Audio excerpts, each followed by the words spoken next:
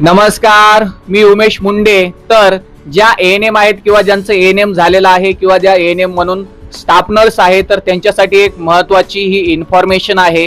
तर त्या आरोग्य विभाग म्हणजे आपलं जे सार्वजनिक आरोग्य विभाग आहे, त्याच्यामध्ये जे आरोग्य सेविकाची जी पदं असतात ते एएनएम साठी असतात किंवा त्या पदासाठी एएनएम ह्या क्वालिफाईड असतात. बऱ्याच एएनएम ही इन्फॉर्मेशन माहीत नसते.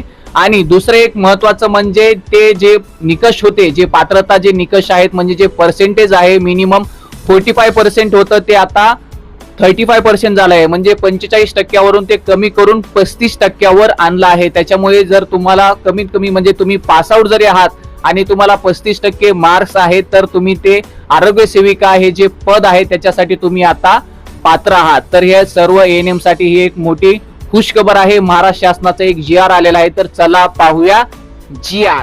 तुम्ही पाहू शकता हा GR महाराष्ट्र शासन सार्वजनिक आरोग्य विभाग जो 30 तारखेला आला आहे.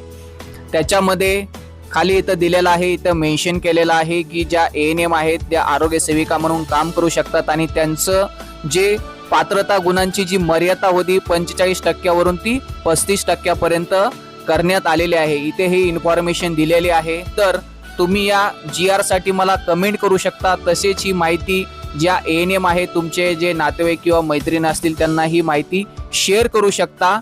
धन्यवाद.